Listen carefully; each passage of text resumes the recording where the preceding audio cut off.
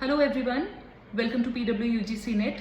हम बात करेंगे about the eligibility criteria for June 2025 UGC NET exam. अगर आप जून 2025 के यूजीसी नेट एग्जाम में अपीयर करने जा रहे हैं और आप चिंतित हैं कि एलिजिबिलिटी क्राइटेरिया क्या है, so let me tell you all कि अगर आपने मास्टर्स डिग्री में एनरोल किया है या फिर आप मास्टर्स डिग्री कंप्लीट कर चुके हैं, तो उस सब्जेक्ट में जिसमें आपने अपनी मास्टर्स डिग्री करी है या कर चुके हैं उसमें आप यूजीसी नेट का एग्जाम दे सकते हैं। इस केस में आपको मिनिमम चाहिए 55% मार्क्स।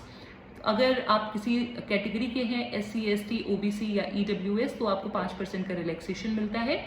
एंड यहाँ पे आप या तो PhD या तो नेट या तो JRF तीनों कट ऑफ के लिए एलिजिबल हैं, यानी तीनों के कट ऑफ आप क्लियर करके और तीनों कैटेगरीज में एनरोल हो सकते हैं। अगर आपने 4 ईयर अंडर ग्रेजुएशन डिग्री से अपनी डिग्री कंप्लीट करी है, तो 4 ईयर अंडर ग्रेजुएशन डिग्री से डिग्री कंप्लीट करने वाले या फिर डिग्री में अपीयर करने वाले एस्पिरेंट्स भी यूजीसी नेट एग्जाम दे सकते हैं। बट यहाँ पे 2 चीज़ों का आपको विशेष ध्यान रखना है।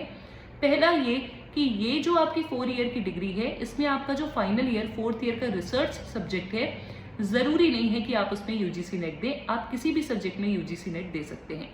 दूसरा, this is for making sure कि आप अपनी हायर स्टडीज को कंटिन्यू कर सकें, और इसीलिए यहाँ पे आप या तो PhD ओनली या तो JRF के सर्टिफिकेट को अवेल कर सकते हैं। मतलब असिस्टेंट प्रोफेसर की जॉब्स के लिए जो मिनिमम क्राइटेरिया चाहिए होता है नेट का, वो आप पर लागू नहीं होगा। और यहाँ पर आपको चाहिए कि आपके 4 ईयर डिग्री प्रोग्राम में एटलीस्ट आपके 75% मार्क्स हों। एंड यहाँ पे भी 5% का रिलैक्सेशन अलग अलग कैटेगरीज को दिया गया है। सो आई होप आपका डाउट क्लियर हो चुका है। Thank you so much.